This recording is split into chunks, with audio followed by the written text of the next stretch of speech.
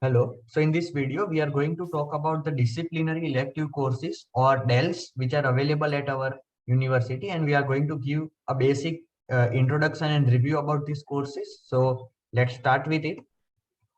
So in this video, for the each course, we are going to show the major topics you will learn, the major study resources you have, the evaluation scheme, and how you can score a very good marks, and at last the field of application. So you should make a note that these are disciplinary courses and you should not take these courses just for having good grades. These are going to make some base for you to have more deeper projects during your thesis or your master application or your master studies, in fact. So don't take this course just for grades. It's better you have interest in this course and then you have proper understanding and take this course later. So the three courses which will be covered in this video will be microfluidics and its application, quality control assurance and reliability or QCAR, and numerical techniques for fluid flow and heat transfer. So let's start with it. The first course is numerical techniques, and this will be covered by my friend Prithvi, who has done this course in the last semester. So he has better understanding. So over to you, Prithvi. Thank you, Dian. So this is numerical techniques of fluid flow and heat transfer. It's also commonly called as NumTech.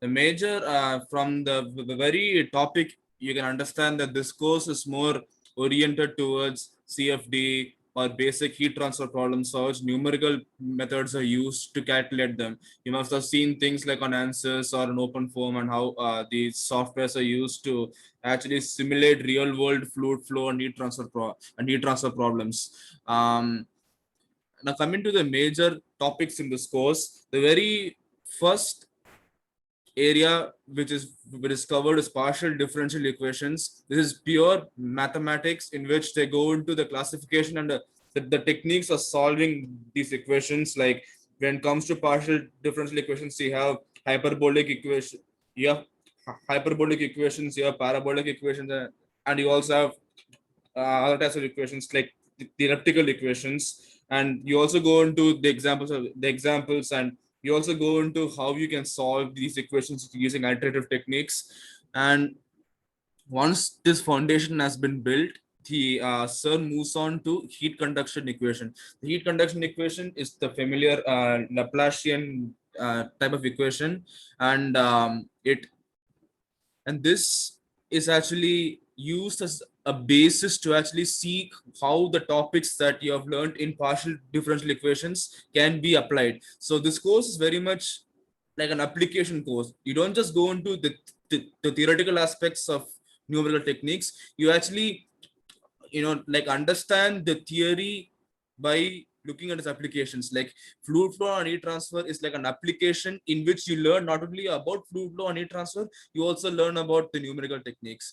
And so once heat conduction is known, like you'll see how you can discretize temperature equations by using forward differencing, central differencing, or backward differencing. You'll also look into other techniques of the Crank-Nicholson method. There are various other schemes that are available, and these are like the basics of CFD. And then you also move on to convection and diffusion equations. This is where Sir like introduces the concept of velocity, and you also go into the transient problems. So it all like builds on step by step. Like in heat conduction, you look at like steady state problems in which you only have the Laplacian equation. You don't have the time. You don't have any dependence on time. And once you've learned that, you move on to a transient heat conduction, and then you move on to convection and diffusion equations, in which you actually solve not just for temperature but you also solve for the velocity. And then once you have done these two, you then move on to the familiar Navier-Stokes equation. You move on to how these equations are actually, if I can put it in this way, how these equations are actually broken down into a form in which they can actually be coded into a solver, and now these can actually be put into a computer. So you learn how these things are done. Not these simple pieces of simpler and simpler algorithms. These are the algorithms which are normally in use for solving pressure and velocity coupling, You also look into how these algorithms have been tweaked, how you actually start with a guessed value for pressure and how you actually find out velocity and all, and then you move on to the schemes of solutions like the Jacobi, Gauss Seidel, and TDMA. I don't want to go too much into the details of this because it'll be like impossible to cover it in this video, but this just gives you an idea as to what is covered in the course. And finally, you move on to turbulence modeling. By the time you arrive at turbulence modeling, it's probably very close to compre time. But so this area might be a bit rushed through. However, sir still covers it pretty well. You look into the very first attempt at resolving turbulence behavior of fluid was by Reynolds, and this model is called Reynolds stress model, and it is still used in many commercial CFD packages like OpenFOAM and ANSYS. So this is like the major topics that are involved in this course. Can you go to the next slide? Yeah, and then coming to the major resources. In my experience, the most important thing that a student needs in order to ace this course is to understand the concept. The concepts are not at all intuitive. You need to put in time and effort to understand them. But here's the catch: if you understand the concept, you can basically like solve the problems pretty easily, because everything is based on the concept. Without knowing the concept, it's not possible to even to attempt the problems. It's very much like fluid mechanics. So in that way, I found the Pathankar textbook to be very useful. It's called SV Pathankar. It'll be shared to you, of course. There's also one more textbook which is not mentioned here. It's called HK First Take, which will also be shared with you. There's of course also the familiar John D. Anderson textbook, which many people will be familiar if you have taken up some SOPs or LOPs in regard to CFD. And of course, the class notes during our time, since it was the online lecture, Sir actually recorded and shared some lectures. He recorded and shared some derivations. So class notes and recorded lectures are very good. Sir did not include any slides in this course. In our time, no slides were shared. We had to rely entirely on textbook and recorded lectures. And of course, but lectures that are recorded, I mean lectures which Sir actually did not invite anyone to. He just recorded the lecture on his own, and then he shared it. We don't know how the next semester is going to be. We have been told that it's going to be a hybrid mode of online and offline, but assuming it's going to be the same online, then these are the resources which can be used for this. And can you go to the next slide? Yeah, the schema of evaluation. In our time, we had during our 3-1, in which there actually was a T1, T2, T3, but this time it's going to be midsum and compre. And this course consists of a final course project, in which in our time, sir asked us to pick out a particular area of application of CFD, and we had to explain what governing equations are used, how they are discretized, and what type of scheme of generating the mesh was used. We also had to go into a bit more depth. We had to go pick up some research papers. So for me, yeah, I did a numerical simulation of von Karman vortices around the cylinder. It's a fair benchmark CFD problem. But even then, there's a lot I could learn from seeing how they were discretizing the Navier-Stokes equation, how transient simulations were happening. And of course, we had like announced quizzes. In announced quizzes, sir normally gives mathematical problems for us to solve. Like he shows how you can derive things. There's also like announced assignments. We had one MATLAB assignment, and yes, I also have to mention that in our time it was required for us to use MATLAB. So if you're taking up this course, it's good if you have MATLAB with you. You can either install MATLAB, or you can probably use the MATLAB online. I don't know how it works. I never used it, but I recommend you install MATLAB online. And so going into the details of the evaluation, most of the problems, there's a fair mixture of both mathematics and subjective problems. Sir basically wants to see how we have understood. So he's going to ask you like areas and application. Like we were asked to for once like explain to us how the boundary condition works, and how the vortex and how the various schemes were used to solve those boundary conditions. And yes, now I remember. He also explained to us how the stream vortice approach works for fluid flows, and he asked us to apply these into a lid driven flow, and that was what was asked for in the exams. You're also asked to code it into MATLAB and show him some results. Now these things might seem just like the one thing that he wants to test is how well you're able to apply the concept. So it requires a lot of knowledge of the concept in order for you to apply it correctly. So yes, if you know the concept, you can definitely score well in this course. As far as the grading goes, it was quite good actually. A lot of people out of a class of around 60, I think around 10 people received an A. I'm not exactly sure how many A's were received, so don't quote me on that, but overall it was a good the course was graded very well. No student walked away from that course unhappy about the grading. And one more thing about grading about DELs, it's my general advice, not just for this course, for all DELs, that you do not think about the grading aspect. Like at least you don't think about the grading aspect as you used to do for humanity courses, because like humanity courses, most people take it to improve the CGPA. That's okay. But DELs, like how they answered, it should not be taken just to improve your CGPA. It should be taken by people who actually have particular like interest in those DELs. Like in my case, I took DELs like refrigeration and air conditioning. I took power plant engineering, and I took NumTech, and I managed to get very good grades in all these courses because I had interest in these courses, and almost everybody else who had interest along with me also walked away with good grades. So it all depends upon your interest and how much you're willing to put yourself into them. And most DELs are in fact much better than CDC courses. They are much more intense. There's a lot of actual learning that's encouraged. So yeah, you should look into your interest, not just the CGPA part of it. So can I go to the next slide? Yes, and fields of application. The first field is computational science and engineering. This actually brings together topics like mathematical modeling, topics of mathematics, and brings in topics of computer science like high performance computing, parallel programming, and all.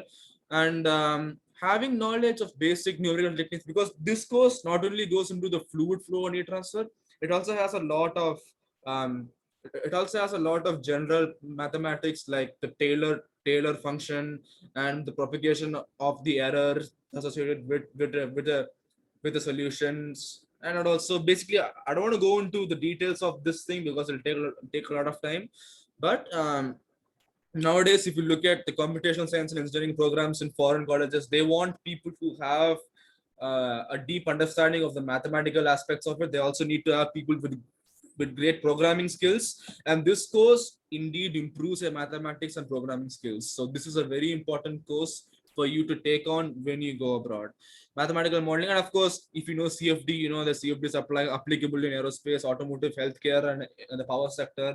You can also go into heat transfer and fluid dynamics research, because I don't have to tell you about these things. There's so many areas in which you're going in. For example, in my case, my thesis is related is in a fluid dynamics area. I'm working on open form, and the knowledge which I got from this course is definitely useful. It's definitely useful. It's not totally useless. There's a lot of like applications that I've learned.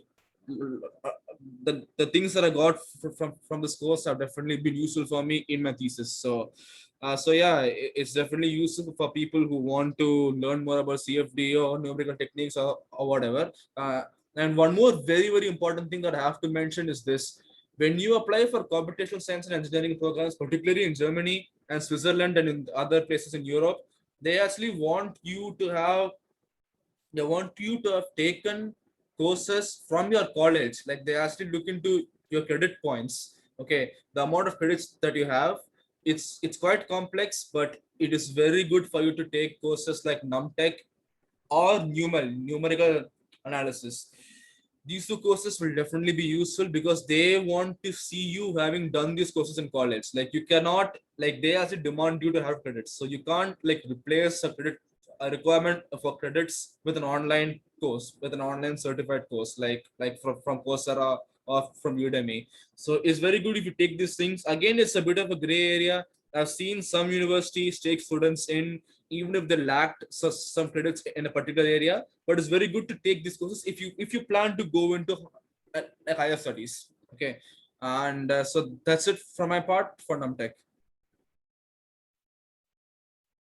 Okay, thank you, Prithvi. Now we'll move to the next course, which is Quality Control, Assurance and Reliability, generally abbreviated as QC or QCAR. So the course is about understanding the quality of goods during a randomly varying productions, and basically like normally how goods are defective or how many goods are acceptable. So how can you conduct inspection of few goods from a lot of thousands of goods and make a decision on it? So the list of topics are over here, which are some of the history of how the quality control topics or things got evolved. Then some various philosophies. So this is completely theory. Then we have national and international standards. You would have heard about ASME standard, ISO standard. So these are mentioned over here, and these are also almost theory. From here on, all the numerical part starts. So first we have discrete and continuous probability distribution. So this is almost the complete revision of the course of probability and statistics. Almost all the different kinds of distribution, such as binormal distribution, normal distribution, chi-square, exponential distributions will be useful in next topics which are coming up, such as control charts and reliability, etc. So having an understanding of this, the mostly the formulas are useful. So be thorough with them. Then we have graphical methods to represent some data, whatever you have generated during some production process, and when you graphically detect them, that can be useful to infer from them how are you having better quality or bad quality lots, and how can you improve quality, what things you are missing and what things are in your control. So there will be some 8 to 10 graphical methods.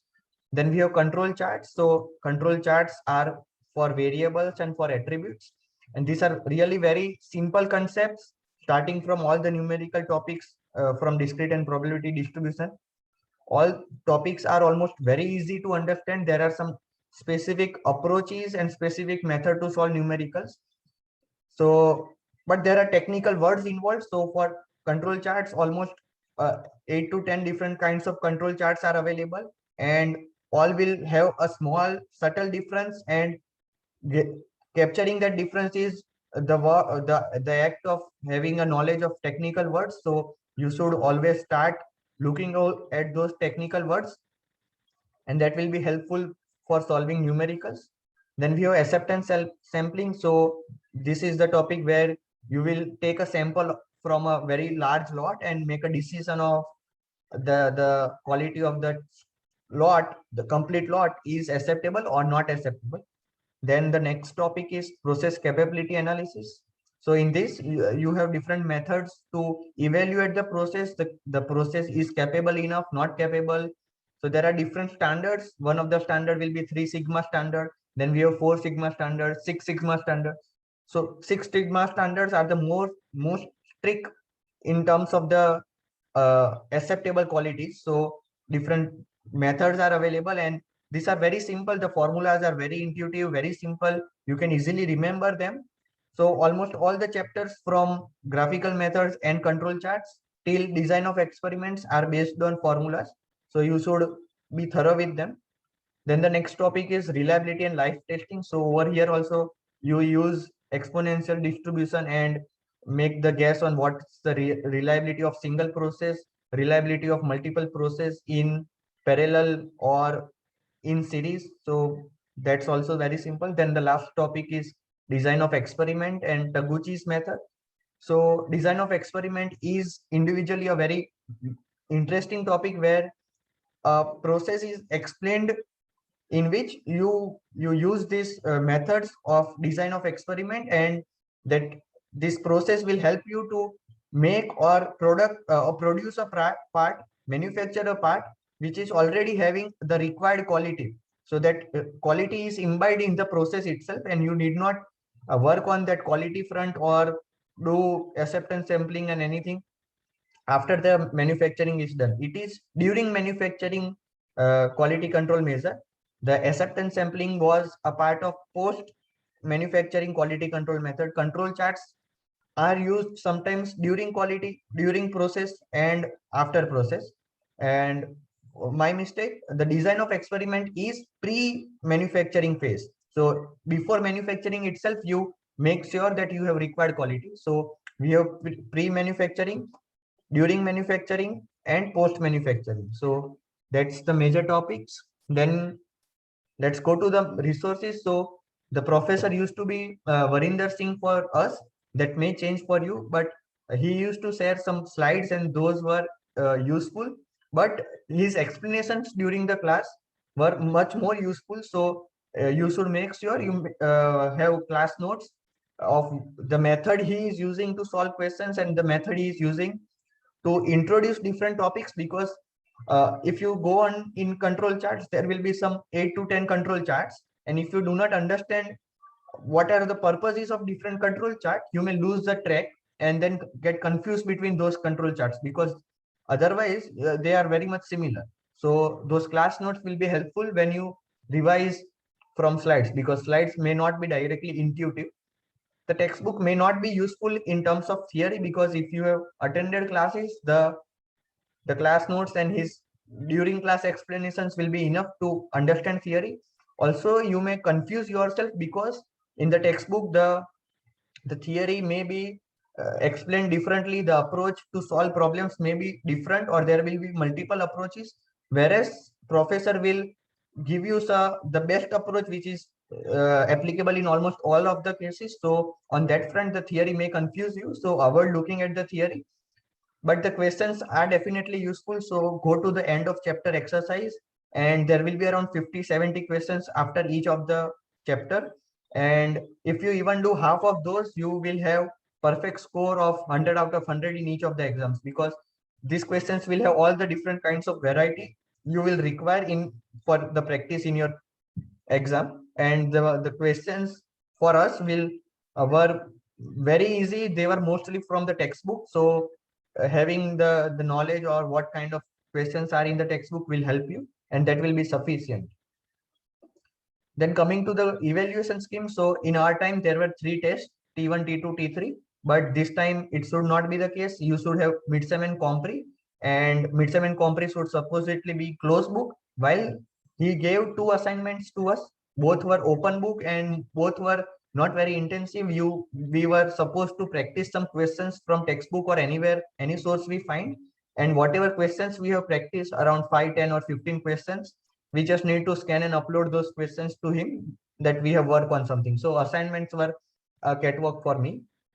Then the field of application. So this is a complete different field which is having a complete application base for industries. Like each of the industry you can think of, such as in medical or manufacturing some parts, etc., all will have quality control department.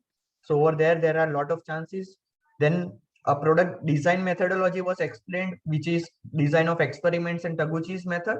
So that design product design methodology will help you there. Then Six Sigma standards were there, which were a part of control charts and acceptance sampling everywhere. So many industries, like there are competitions which is increasing, and their industry want to produce better quality products and give them to customers. So the Six Sigma standards are till now the best one. Like three Sigma are comparatively less stricter. Six Sigma are the best. So industries are working on to achieve Six Sigma standard production capabilities. And if you want to go into masters, the industrial engineering course on master's degree, then quality control course right now is going to be very helpful. So on that front, this may be counted as a prerequisite for your application into masters into industrial engineering. Then let's come to the next course, which is microfluidics and its application. So the course aims at introducing you to basic concepts of fluid microscale. So why is this specially introduced? This is because the physics related to the fluid flow or all the properties, everything changes when you go to micro scale. At macro scale, all the things are defined. But when you go to micro scale, the things, the how fluid behaves completely differs, and that's completely non-intuitive. So this course is very helpful to give you insights on multidisciplinary aspects, like microfluidics otherwise focuses on how to study those fluid properties at micro scale, but then there are a lot of applications of microfluidics which I'll explain in the later part of this presentation. So you will also have some understanding on what are the latest developments and trends in the field of microfluidics, and you may have some innovative ideas also, because this course is also applicable, like microfluidic channels, like micro heat exchanger channels are useful in supercomputer coolings. So on that front, this is having a huge area and huge scope. So the major topics in the course are listed down: the fluid flow at microscale. So it uses Navier-Stokes equations, which you would have studied in your fluid dynamic course.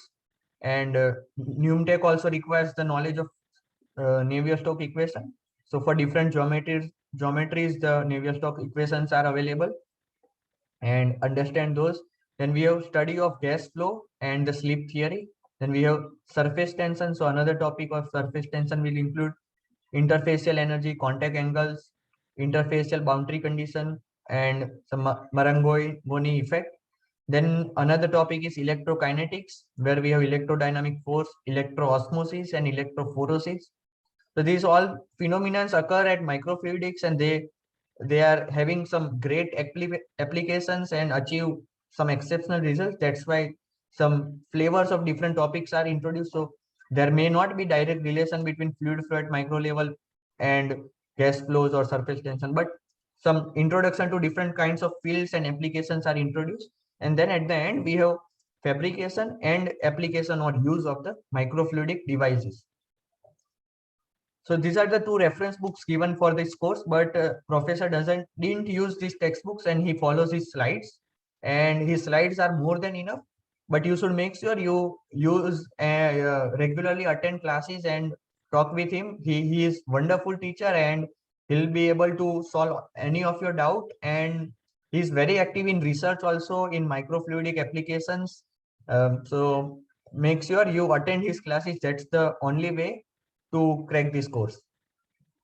For evaluation scheme, so we'll have midsem and comprehensive exam, which were open book during the online semesters, and it will have theory part also and numerical part. So you should also understand some definitions. He'll also have some reasoning, and in the numerical part, since he is a wonderful teacher and he has thorough understanding of the microfluidics and the phenomena, he'll not directly take some questions from internet and which the answers to which you will already find. He generally tailor make these questions, and this will involve the concepts and formulas from multiple chapters to solve single question. So maybe one question will take half an hour to solve, and he'll only ask two questions in mid-sem. So that may be the case. But if you are getting some interest, then definitely microfluidics will be helpful for you. In the handout, there were two quizzes, but he'll mostly not take them in the online semester, and he'll uh, add the percentage of the quizzes in the project itself. So project, he aims at the project in a very different way. He want a very deep understanding of the concepts and the application. So project will include the report and presentation both, and during the presentation he'll also ask some questions, some oral viva kind of thing, but that will not be very formal. He may just have some discussion with him. And for project, you should make sure you have a good understanding and you work on project for enough time. Last minute works will not be suffice to get some good marks. And for project, you should make sure you do some simulation work or take some project which is having or includes simulations, because simulations will carry marks. And to the applications, so microfluidics has a lot of applications such as simulations at micro scale, for heat microchannel, heat exchangers, etc., for supercomputer coolings and different purposes. Then recently we have the problem of vaccination. So in the drug delivery and diagnostics also microfluidics is helpful. Then electronic cooling, which I already mentioned earlier. Fluid transport in bloods and everywhere, that is also where microfluidics will be helpful. So in general, this is a very useful course if you want to learn about fluid transports and from a practical point of view, because he is directly involved in research and also having some collaboration with research facilities around the India and other universities. And there is a lot of emphasis on practical use of everything you learn here. So don't take this course just for grade point of view. If you are really interested, then only it is the case that you take, or in general also for all the disciplinary electives, if you are having some intuitive idea that you will be interested enough, then only you take this course, because otherwise microfluidics will also be numerically intensive and numerical techniques will also numerically intensive. So get ready to do the math part of it, then only you will be happy to perform this course in a good way. And that's the end of it. Thank you. If you have any queries, please ask. Thank you.